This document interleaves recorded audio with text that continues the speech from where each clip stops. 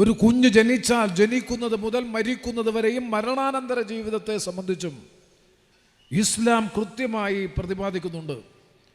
മാത്രവുമല്ല, 24 മണിക്കൂർ നീണ്ടു നിൽക്കുന്ന ഒരു ദിവസത്തെ, അല്ലെങ്കിൽ ഒരു ജീവിതത്തിൻ്റെ ഒരു ദിവസത്തെ ജീവിതത്തിൽ എന്ത് ചെയ്യാം, എന്ത് ചെയ്തുകൂടാ, കല്ലും നെല്ലും വേർതിരിച്ചറിയുന്നത് പോലെ ശരിയും തെറ്റും വിവേചിച്ചറിയാൻ, അതാണ് പ്രവാചകൻ തന്നെ സൂചിപ്പിച്ചിട്ടുള്ളത്.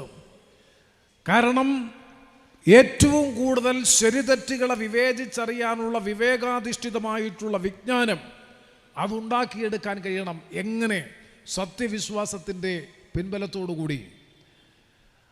ആ വിശ്വാസത്തിൻ്റെ പിൻബലമാണ്, അചഞ്ചലമായിട്ടുള്ള വിശ്വാസമാണ് ഈ വിശ്വാസ പ്രമാണത്തിൻ്റെ ഏറ്റവും വലിയ അടിത്തറ, അല്ലെങ്കിൽ അടിത്തൂൺ. ആ വിശ്വാസത്തെ പിൻപറ്റിക്കൊണ്ടാണ് 5 നേരവും മുറതെറ്റാതെ കൃത്യതയോടുകൂടി നിസ്കരിക്കാൻ, വർഷത്തിൽ 1 മാസക്കാലം വ്രതാനുഷ്ഠാനങ്ങൾ നിർവഹിക്കാൻ സാമ്പത്തികമായ ശേഷിയും കരുത്തും അനുവദിക്കുന്നു, ശാരീരികമായിട്ടുള്ള കരുത്തും അനുവദിക്കുന്നുണ്ടെങ്കിൽ ഹജ്ജ് കർമ്മം നിർവഹിക്കാൻ, നിങ്ങളുടെ വരുമാനത്തിൻ്റെ നിയതമായ ഒരംശം പാവപ്പെട്ടവനുമായി പങ്കുവെക്കാൻ ഉൾപ്പെടെയുള്ള നല്ല കാര്യങ്ങൾ ചെയ്യുന്നത് ഈ സത്യവിശ്വാസ പ്രവർത്തനത്തിൻ്റെ ഭാഗമായിട്ടുള്ളതാണ്. ഇങ്ങനെ എന്ത് ചെയ്യണം, എന്ത് ചെയ്യരുത്, നഗ്ന നേത്രങ്ങളാൽ എന്ത് കാണണം, എന്ത് കാണരുത്, കാതുകൾ കൊണ്ട് എന്ത് കേൾക്കണം, എന്ത് കേൾക്കരുത്, ശരീരത്തിൻ്റെ അവയവങ്ങൾ കൊണ്ട് എന്ത് ചെയ്യണം, എന്ത് ചെയ്യരുത് എന്ന് വാരിയല്ലുകളാൽ സംരക്ഷിതമായിട്ടുള്ള ഹൃദയം കൊണ്ട്, അല്ലെങ്കിൽ എന്ത് ചെയ്യണം, എന്ത് ചിന്തിക്കണം, എന്ത് ചിന്തിക്കരുത് എന്ന് പോലും കൃത്യതയോടുകൂടി നിർവചിക്കുകയും വ്യാഖ്യാനിക്കുകയും, ഞാൻ നേരത്തെ പറഞ്ഞതുപോലെ സാമ്പത്തിക സമത്വത്തിൻ്റെ, സാമൂഹിക നീതിയുടെ ആ ഒരു വലിയ ദർശനം ലോകത്തിന് പ്രദാനം ചെയ്യുന്ന പരിശുദ്ധമായ ജീവിതചര്യയാണ് ഇസ്ലാമിക ജീവിതചര്യയെങ്കിൽ, ദൈവത്തിന് വിധേയപ്പെട്ടും ദൈവത്തെ അനുസരിച്ചും ജീവിക്കുന്നതാണ് മുസ്ലിം എന്നുണ്ടെങ്കിൽ, നിർഭാഗ്യകരമെന്ന് പറയട്ടെ, ആധുനിക സമൂഹത്തിൽ അതിന് ദുർവ്യാഖ്യാനം ചെയ്ത്, വികലമായ വ്യാഖ്യാനം ചെയ്തുകൊണ്ട് പ്രതിലോമകരമായ പ്രചാര പ്രവർത്തനങ്ങളുമായി മുന്നോട്ട് പോകുമ്പോൾ അതിനെ അതിജീവിക്കാനും പ്രതിരോധിക്കാനും, വിശ്വാസം കൊണ്ട് പ്രതിരോധിക്കാൻ, ഞാൻ അടിവരയിട്ട് പറയുന്നു, വിശ്വാസം കൊണ്ട് പ്രതിരോധിക്കാൻ വിശ്വാസ സമൂഹത്തിന് കഴിയണം. അതാണ് ഈ കാലഘട്ടത്തിൽ നമ്മളിൽ നിക്ഷിപ്തമായിട്ടുള്ള ഏറ്റവും പ്രധാനപ്പെട്ട ചുമതല. മറ്റൊന്ന്, ഞാൻ കൂടുതൽ വിശദാംശങ്ങളിലേക്ക് പോകുന്നില്ല, 14 നൂറ്റാണ്ടുകൾക്കപ്പുറത്ത് അപരിഷ്കൃതമായിരുന്ന ഒരു കാലഘട്ടം, ഈ നോട്ടീസിൽ സൂചിപ്പിച്ചിട്ടുള്ള അന്ധകാര യുഗമെന്ന് വിശേഷിപ്പിക്കപ്പെടുന്ന ദ ഡാർക്ക് ഏജ് എന്ന് ചരിത്രകാരന്മാർ വിശേഷിപ്പിക്കുന്ന ആ കാലഘട്ടത്തിൽ ആ അന്ധവിശ്വാസത്തെ ഉന്മൂലനം ചെയ്ത്, ആ അന്ധവിശ്വാസം ഉണ്ടായിരുന്ന കറുത്ത യുഗത്തെ പ്രകാശപൂരിതമാക്കിയ പ്രവാചകന്റെ നേതൃത്വത്തിൽ നടന്ന പ്രവാചകത്വ പ്രവർത്തനം അന്ധവിശ്വാസങ്ങളെ ഉന്മൂലനം ചെയ്തു. പെൺകുഞ്ഞാണ് മരിക്കുന്നതെങ്കിൽ പച്ച ജീവനോടുകൂടി പെൺകുഞ്ഞിനെ ചുട്ടുപൊള്ളുന്ന മണലിൽ കുഴിച്ചു മൂടുന്ന പ്രാകൃതമായിട്ടുള്ള വ്യവസ്ഥ, മദ്യപാനവും ചൂതുകളിയും അതുപോലെ എല്ലാ തരത്തിലുള്ള ഈ അനപലഷണീയമായ പ്രവർത്തനങ്ങളും കൊടികുത്തി വാണ്ടിരുന്ന ഒരു കാലഘട്ടം, വ്യഭിചാരവും മദ്യപാനവും ചൂതുകളിയും ഉൾപ്പെടെ അന്ധവിശ്വാസങ്ങളും അനാചാരങ്ങളും കൊടികുത്തി വാണ്ടിരുന്ന ഒരു കാലഘട്ടത്തിലാണ് പ്രവാചകത്വ പ്രവർത്തനങ്ങൾക്ക് തുടക്കം കുറിക്കുന്നത്. നിശബ്ദമായ സാമൂഹ്യ വിപ്ലവത്തിലൂടെ അന്ധകാര നിബിഡമായിരുന്ന അറേബ്യൻ സമൂഹത്തെ ഒരു പരിഷ്കൃത സമൂഹമാക്കി പരിവർത്തനം ചെയ്തു എന്നുണ്ടെങ്കിൽ, അത് പിൽക്കാലത്തൊരു പരിഷ്കൃത സമൂഹത്തെ ലോകത്ത് വളർത്തിക്കൊണ്ടുവരുന്നതിൽ ഇസ്ലാമിക ദർശനം, ദീനുൽ ഇസ്ലാം വലിയ പങ്കുവഹിച്ചു എന്നുണ്ടെങ്കിൽ, ഇന്ന് ഈ നോട്ടീസിൻ്റെ മുഖപേജിൽ സൂചിപ്പിച്ചിട്ടുള്ളതുപോലെ നാം തിരിച്ചു പോകുന്നു, പ്രാകൃത യുഗത്തിലേക്ക് തിരിച്ചു പോകുന്നു എന്ന ആശങ്ക പണ്ഡിത ശ്രേഷ്ഠരായിട്ടുള്ള വ്യക്തികൾ പങ്കെടുക്കുന്ന ഈ സമ്മേളനത്തിൽ പങ്കുവെക്കാൻ ഞാൻ ആഗ്രഹിക്കുകയാണ്. ഈ തരത്തിലുള്ള അന്ധവിശ്വാസങ്ങളെ, അനാചാരങ്ങളെ, എല്ലാ തരത്തിലുള്ള തിന്മകളെയും ഉന്മൂലനം ചെയ്ത് ഒരു പരിഷ്കൃത സമൂഹമായി, റിഫൈൻഡ് സൊസൈറ്റിയായി മാനവ സമൂഹത്തെ പരിവർത്തനം ചെയ്തുവെങ്കിൽ, ഇന്ന് നാം വീണ്ടും ആ പ്രാകൃതമായിട്ടുള്ള വ്യവസ്ഥയിലേക്ക് പോകുന്നു. വൈവാഹിക ബന്ധത്തിന് വിലക്ക്, ലിവിങ് ടുഗദർ എന്ന് പറയുന്ന പുതിയ സംസ്കാരം, ആരുമായും ഒരു കരാറും വേണ്ടാതെ പുരുഷനും സ്ത്രീയും തമ്മിൽ ഒരുമിച്ച് ജീവിക്കും, വേണ്ട എന്ന് തീരുമാനിക്കുമ്പോൾ അവർ പിൻവാങ്ങും. കുഞ്ഞുങ്ങൾ വേണ്ട എന്ന് പരസ്യമായി പ്രഖ്യാപിക്കുന്ന ഒരു കാലഘട്ടം, അതുപോലെ മദ്യത്തിൻ്റെയും മയക്കുമരുന്നിൻ്റെയും ഉൾപ്പെടെയുള്ള വലിയ തോതിലുള്ള സ്വാധീനം, ഒരു പ്രാകൃതമായ സംസ്കൃതിയിലേക്ക് കാലം തിരിച്ചു പോകുമ്പോൾ ഈ സമ്മേളനത്തിൻ്റെ പ്രമേയമായി നിങ്ങൾ സൂചിപ്പിച്ചിട്ടുള്ളതുപോലെ അതിനുള്ള മറുപടിയാണ് വിശുദ്ധ ഖുർആൻ. ഖുർആനിലേക്ക് മടങ്ങുക എന്ന ഒരു സന്ദേശം വെച്ചുകൊണ്ടാണ് ഇന്നത്തെ ഈ സന്നദ്ധാന സമ്മേളനം നടക്കുന്നത്. ഖുർആനിലേക്ക് മടങ്ങുക എന്ന് പറഞ്ഞാൽ അർത്ഥം മൂല്യാധിഷ്ഠിതമായ ജീവിതം വീണ്ടെടുക്കുക. മൂല്യാധിഷ്ഠിതമായ ജീവിതം വീണ്ടെടുക്കാൻ കഴിയുന്നത് വിശ്വാസത്തിൻ്റെ പിൻബലത്തോടെ, അചഞ്ചലമായ ദൈവിക വിശ്വാസത്തോടെ, ഏകദൈവത്തിൽ അധിഷ്ഠിതമായ അചഞ്ചലമായ വിശ്വാസത്തിൻ്റെ പിൻബലത്തോടെ വിശുദ്ധ ഖുർആനിലേക്ക് മടങ്ങുക, മൂല്യാധിഷ്ഠിതമായ ജീവിതത്തിലേക്ക് നടക്കുക, സത്യസന്ധമായ ജീവിതം വീണ്ടെടുക്കുക, നീതിബോധമുള്ള ജീവിതം വീണ്ടെടുക്കുക, മാനവികതയുടെ മൂല്യങ്ങൾ വീണ്ടെടുക്കുക. അതാണ് ഈ കാലഘട്ടത്തിൽ നമ്മളിൽ അർപ്പിതമായിട്ടുള്ള ഏറ്റവും വലിയ ദൗത്യം, ചരിത്രപരമായിട്ടുള്ള ചുമതല. പ്രത്യേകിച്ചും ഇൻഫർമേഷൻ ടെക്നോളജിയും കമ്മ്യൂണിക്കേഷൻ ടെക്നോളജിയും ഇലക്ട്രോണിക്സും സ്പേസ് ടെക്നോളജിയും ഏറ്റവും ഒടുവിൽ ആർട്ടിഫിഷ്യൽ ഇൻ്റലിജൻസ് അഥവാ നിർമ്മിത ബുദ്ധി കൂടി സമൂഹത്തിൽ പ്രാവർത്തികമാകുന്നതോടുകൂടി നമ്മുടെ സാമൂഹ്യ ഘടന എങ്ങോട്ടാണ് സഞ്ചരിക്കുന്നത് എന്ന് നമുക്ക് പോലും നിശ്ചയിക്കാൻ കഴിയാത്ത അവസ്ഥയിലാണ്.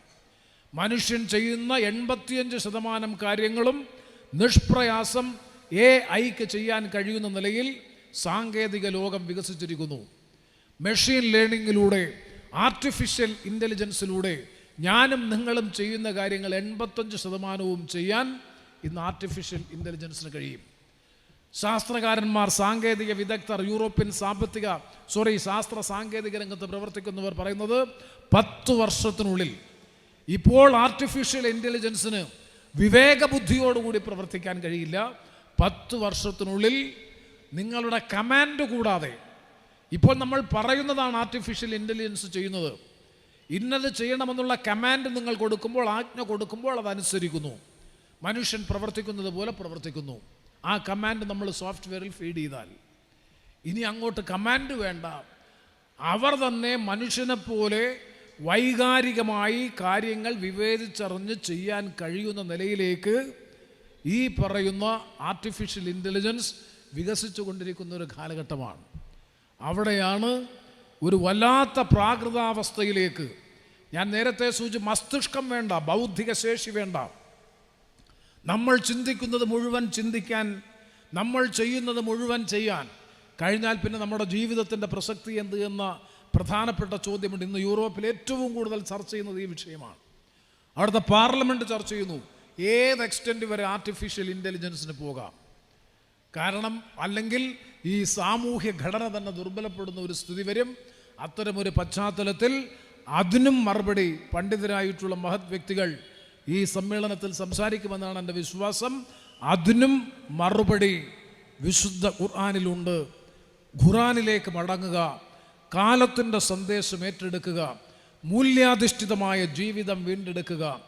അങ്ങനെ മാനവികതയുടെ മഹത് ദർശനം ലോകത്തിന് പ്രദാനം ചെയ്യുന്ന വിശുദ്ധ ഖുർആൻ, അത് ലോകത്ത് പ്രാവർത്തികമാക്കിയ അന്ത്യപ്രവാചകൻ്റെ ജീവിതചര്യ, ഇത് രണ്ടും പിൻപറ്റി ജീവിക്കാൻ സമൂഹത്തിന് പ്രേരണയും പ്രചോദനവും പ്രോത്സാഹനവും നൽകാൻ തീർച്ചയായും ഈ സ്കൂളിൽ പഠിച്ച്, ഈ കോളേജിൽ പഠിച്ച്, അൽ ഹിദായ ഹിഫ്ള് കോളേജിൽ പഠിച്ച് ഇന്ന് സർട്ടിഫിക്കറ്റ് വാങ്ങാൻ, സന്നദ്ധ വാങ്ങാൻ തയ്യാറെടുത്തിരിക്കുന്ന മിടുക്കരായിട്ടുള്ള ഈ കുട്ടികൾ, ഞാൻ ഈ പറഞ്ഞ ദൗത്യം നിർവഹിക്കുന്നതിന്, ചരിത്രപരമായ ചുമതല നിർവഹിക്കുന്നതിന് നിങ്ങൾക്ക് കഴിയട്ടെ എന്ന് ആത്മാർത്ഥമായി ഈ അവസരത്തിൽ ആഗ്രഹിച്ചുകൊണ്ട്, ആശംസിച്ചുകൊണ്ട് ആണ് പ്രവാചകൻ പറഞ്ഞത്. വിശുദ്ധമായ കബ്ബ ദേവാലയത്തിൽ ബാങ്ക് വിളിക്കാൻ വേണ്ടി കറുത്ത വർഗത്തിൽപ്പെട്ട നീഗ്രോ വിഭാഗത്തിൽപ്പെട്ട യുവാവിനെ ബാങ്ക് വിളിക്കാൻ വേണ്ടി നിയോഗിച്ചപ്പോൾ, നിസ്കാരത്തിൻ്റെ സമയം അറിയിക്കുന്നതിനുള്ള ബാങ്ക് വിളിക്കാൻ വേണ്ടി നിയോഗിച്ചപ്പോൾ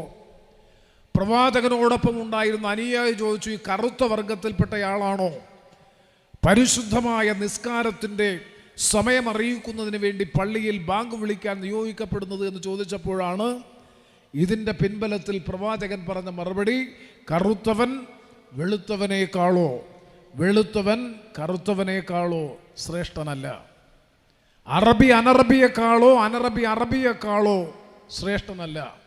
സമ്പന്നൻ ദരിദ്രനേക്കാളോ ദരിദ്രൻ സമ്പന്നനേക്കാളോ ശ്രേഷ്ഠനല്ല. ശ്രേഷ്ഠതയ്ക്ക് ആധാരം ജീവിതത്തിലെ സൂക്ഷ്മതയത്രേ. സൂക്ഷ്മതയുള്ള ജീവിതം നയിക്കുന്നവനാരോ അവനാണ് പരമകാരുണികനായ സ്രഷ്ടാവായ ദൈവത്തോട് ഏറ്റവും കൂടുതൽ അടുത്തവൻ. ആ സൂക്ഷ്മമായ ജീവിതം നയിക്കാൻ ഒരു മനുഷ്യന് പ്രേരണയും പ്രചോദനവും നൽകുന്ന ഗ്രന്ഥമാണ് വിശുദ്ധ ഖുർആൻ. ആ വേ ഓഫ് ലൈഫ് അല്ലെങ്കിൽ ജീവിതചര്യ എന്തെന്ന് കൃത്യതയോടുകൂടി പ്രതിപാദിക്കുന്നതാണ് വിശുദ്ധ ഖുർആൻ. അത് പ്രാവർത്തികമാക്കി ജീവിതത്തിൽ പ്രാവർത്തികമാക്കി ലോകത്തിന് മാതൃകയായി മാറിയതാണ് അന്ത്യപ്രവാചകനായ മുഹമ്മദ് നബി തിരുമേനി. ഇതാണ് യഥാർത്ഥ വിശ്വാസമെങ്കിൽ, വിശ്വാസത്തെ പിൻപറ്റിയുള്ള ജീവിതമെന്നുണ്ടെങ്കിൽ, ഇന്ന് ലോകത്ത് നടന്നുകൊണ്ടിരിക്കുന്ന സംഭവവികാസങ്ങൾ പരിശോധിച്ചാൽ ഈ വിശ്വാസത്തെയാണ് വികലമായി വ്യാഖ്യാനിച്ച് സമൂഹത്തിൽ തെറ്റിദ്ധാരണ ഉയർത്തി തീവ്രവാദത്തിൻ്റെയും ഭീകരവാദത്തിൻ്റെയും പരിവേഷം നൽകി പൊതുമണ്ഡലത്തിൽ അപകീർത്തിപ്പെടുത്തുന്നതിന് വേണ്ടിയിട്ടുള്ള ബോധപൂർവമായ പരിശ്രമങ്ങൾ നടത്തുന്നത്. അവിടെ പ്രവാചകൻ പറഞ്ഞതുപോലെ ഉന്നതരായി മാറി തീർന്നിട്ടുള്ള വിദ്യാർത്ഥികളായിട്ടുള്ള നിങ്ങളോട് എനിക്ക് അഭ്യർത്ഥിക്കാനുള്ളത്, ഈ വിശുദ്ധ ഖുർആനിക നിയമങ്ങൾ എന്തെന്ന് പഠിക്കുകയും ഉരുവിടുകയുമല്ല, അത് ഹൃദയസ്ഥമാക്കുകയും കാണാതെ പറയുകയും ചെയ്യുന്നതോടൊപ്പം അതിൻ്റെ അർത്ഥതലങ്ങളെ കൃത്യതയോടുകൂടി വ്യാഖ്യാനിക്കാനുള്ള വിശകലന ശേഷി കൂടി ആർജിക്കാൻ ഈ കാലഘട്ടത്തിൽ നിങ്ങൾ തയ്യാറാകണം. കാരണം വികലമായ ചിത്രീകരണവും വ്യാഖ്യാനവും വിശ്വാസത്തിനെതിരായി നടക്കുന്ന ഈ കാലഘട്ടത്തിൽ അതല്ല ഇസ്ലാമെന്നും ഇസ്ലാമിക ജീവിതചര്യ ധർമ്മത്തിലും നീതിയിലും സത്യത്തിലും അധിഷ്ഠിതമാണെന്നും ചൂഷണരഹിതമായിട്ടുള്ള സാമ്പത്തിക ശാസ്ത്രം മുന്നോട്ട് വെക്കുന്ന, വിവേചനരഹിതമായ സാമൂഹ്യ ശാസ്ത്രം മുന്നോട്ട് വെക്കുന്ന, സമത്വത്തിൽ അധിഷ്ഠിതമായിട്ടുള്ള ജീവിത ദർശനം മുന്നോട്ട് വെക്കുന്ന ഒരു ജീവിതചര്യയാണ് പരിശുദ്ധ ഇസ്ലാമെന്നും അതാണ് വിശുദ്ധ ഖുർആൻ 6666 ആയത്തുകളിലായി ലോകത്തോട് ഉദ്ഘോഷിക്കുന്നത് എന്ന് കൃത്യതയോടുകൂടി പറയാനും ആത്മവിശ്വാസത്തോടുകൂടി പ്രചരിപ്പിക്കാനുമുള്ള കഴിവും കരുത്തും ശക്തിയും ആർജിക്കലാണ് ഖുർആൻ പഠനത്തിലൂടെ നിങ്ങൾ ആർജിക്കേണ്ടുന്ന ആത്മബലം അല്ലെങ്കിൽ നിങ്ങളുടെ സെൽഫ് കോൺഫിഡൻസ്. ഞാൻ എല്ലാ കാര്യങ്ങളിലേക്കും ഈ അവസരത്തിൽ കടന്നു പോകുന്നില്ല. ഒരു മനഃപ്പാഠമാക്കി എന്ന് പറയുമ്പോൾ 6666 ആയത്തുകളും 114 അധ്യായങ്ങളും അടങ്ങുന്ന ബൃഹത്തായ വിശുദ്ധ ഖുർആൻ അത് ഹൃദയസ്ഥമാക്കി മാറ്റി തീർക്കുക എന്ന് പറഞ്ഞാൽ ഏറ്റവും ഉന്നതമായ പ്രവൃത്തിയാണ് എന്ന് അന്ത്യപ്രവാചകനായ മുഹമ്മദ് നബി തിരുമേനി തന്നെ വ്യാഖ്യാനിച്ചിട്ടുണ്ട്, നിർവചിച്ചിട്ടുണ്ട്, പറഞ്ഞിട്ടുണ്ട്. വിശുദ്ധ ഖുർആൻ പഠിക്കുകയും പഠിപ്പിക്കുകയും ചെയ്യുന്നവരാണ് നിങ്ങളിൽ ഉന്നതർ എന്നാണ് പ്രവാചകനായ മുഹമ്മദ് നബി തിരുമേനി നമ്മോട് പറഞ്ഞത്. എന്താണ് വിശുദ്ധ ഖുർആൻ എന്നതിനെ സംബന്ധിച്ചൊരു വിശദീകരണം ഞാൻ നടത്തുന്നത് തികച്ചും അനൗചിത്യമായിരിക്കുമെന്നുള്ളത് കൊണ്ട് ഞാൻ അതിലേക്ക് ഈ അവസരത്തിൽ കടന്നു പോകാൻ ആഗ്രഹിക്കുന്നില്ല. ഞാൻ മനസ്സിലാക്കിയിട്ടുള്ളതനുസരിച്ചാണെങ്കിൽ, പഠിച്ചിട്ടുള്ളതനുസരിച്ചാണെങ്കിൽ പരിശുദ്ധ ഇസ്ലാം എന്ന് പറയുന്നത് it is a way of life, ഒരു ജീവിതചര്യയാണ് പരിശുദ്ധ ഇസ്ലാം. മുസ്ലിം എന്ന് പറഞ്ഞാൽ ആ പദത്തിൻ്റെ കൃത്യമായ അർത്ഥം ദൈവത്തിന് വിധേയപ്പെട്ടത്, ദൈവത്തെ അനുസരിക്കുന്നത്, ദൈവത്തിന് വിധേയപ്പെട്ടും ദൈവത്തെ അനുസരിച്ചും ജീവിക്കുന്നവനാരോ അവനാണ് മുസ്ലിം. അപ്പം ജാതിമത സാമുദായിക പ്രാദേശിക ഭാഷാ വർഗ വർണ്ണ വ്യത്യാസങ്ങൾക്കപ്പുറത്ത് വിശുദ്ധ ഖുർആൻ സാർവലൗകികമായ മതനിരപേക്ഷതയുടെയും സാർവലൗകികമായിട്ടുള്ള മാനവികതയുടെയും മഹദ് ദർശനം ലോകത്തിന് സംഭാവന ചെയ്യുന്ന ഏറ്റവും വിശുദ്ധമായിട്ടുള്ള ഗ്രന്ഥമാണ് വിശുദ്ധ ഖുർആൻ എന്ന കാര്യത്തിൽ രണ്ടഭിപ്രായമുണ്ടാകും എന്നെനിക്ക് തോന്നുന്നില്ല.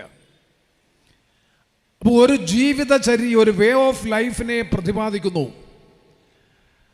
അപ്പം ദൈവിക ദർശനങ്ങളുടെ സംഗ്രഹമെന്ന് വിശേഷിപ്പിക്കാൻ കഴിയുന്നതാണ്, ദൈവിക പ്രബോധനങ്ങളുടെ സംഗ്രഹമെന്ന് വിശേഷിപ്പിക്കാൻ കഴിയുന്നതാണ് 6666 ആയത്തുകളിലായി 114 അധ്യായങ്ങളിലായി ക്രോഡീകരിച്ച് സമർപ്പിക്കപ്പെട്ടിട്ടുള്ള വിശുദ്ധ ഖുർആൻ എന്നുണ്ടെങ്കിൽ അത് 3-4 വർഷം കൊണ്ട് കഠിനമായ തപസ് ചെയ്യുന്നത് പോലെ പഠിച്ച് മനഃപ്പാഠമാക്കി എപ്പോൾ വേണമെങ്കിലും ഉരുവിടാനും വ്യാഖ്യാനിക്കാനും കഴിയുന്ന പ്രാപ്തിയോടുകൂടി ഇന്ന് ഈ കോളേജിൽ നിന്ന് പുറത്തിറങ്ങുന്ന വിദ്യാർത്ഥികളെ സംബന്ധിച്ചിടത്തോളം അവർ ആർജിച്ചിട്ടുള്ളത് അഭിമാനകരമായ നേട്ടമാണ് എന്ന കാര്യത്തിൽ ഒരു സംശയവും വേണ്ട. ആ നേട്ടം കൈവരിച്ച് സന്നദ്ധ ഏറ്റുവാങ്ങുന്ന, ബിരുദം ഏറ്റുവാങ്ങുന്ന അല്ലെങ്കിൽ സർട്ടിഫിക്കറ്റ് ഏറ്റുവാങ്ങുന്ന മിടുക്കരായ മുഴുവൻ വിദ്യാർത്ഥികളെയും ഈ നാടിൻ്റെ പേരിലുള്ള ഹൃദയം നിറഞ്ഞ അഭിനന്ദനങ്ങൾ, അനുമോദനങ്ങൾ ഞാൻ ഈ അവസരത്തിൽ അറിയിക്കാൻ ആഗ്രഹിക്കുകയാണ്. അന്ത്യപ്രവാചകനായ മുഹമ്മദ് നബി തിരുമേനി മദീനയിൽ ആദ്യത്തെ ഇസ്ലാമിക രാഷ്ട്രം സ്ഥാപിച്ചതിന് ശേഷം ഒടുവിൽ മക്കത്ത് മടങ്ങിയെത്തിയതിന് ശേഷം നടത്തിയിട്ടുള്ള വിടവാങ്കൽ പ്രസംഗത്തിൽ പ്രവാചകൻ പറഞ്ഞ ഒരു കാര്യമുണ്ട്. പ്രസംഗം അവസാനിപ്പിച്ചുകൊണ്ട് പ്രവാചകൻ പറഞ്ഞത്, ഞാൻ ഈ ഭൂമുഖത്ത്, ഈ പ്രപഞ്ചത്തിൽ, ഈ ഭൗതിക ലോകത്ത് 2 കാര്യങ്ങൾ ഞാൻ ഉപേക്ഷിച്ചു പോകുന്നു. ഒരുപക്ഷെ അടുത്ത വർഷം ഇതേ സമയം, ഇതേ രൂപത്തിൽ, ഇതേ സമയത്ത് നിങ്ങളെ അഭിസംബോധന ചെയ്യാൻ എനിക്ക് കഴിഞ്ഞു എന്ന് വരില്ല. അതുകൊണ്ട് തുടർന്നുള്ള നിങ്ങളുടെ ജീവിതം എങ്ങനെയായിരിക്കണമെന്നതിനെ സംബന്ധിച്ചുള്ള സ്വാഭാവികമായ നിങ്ങളുടെ ചോദ്യത്തിന് ഉത്തരമെന്ന നിലയിൽ തന്നെ പറയാൻ ഞാൻ ആഗ്രഹിക്കുന്നു. ഞാൻ ഈ ഭൂമുഖത്ത് 2 കാര്യങ്ങൾ ഉപേക്ഷിച്ചിട്ട് പോകുന്നു.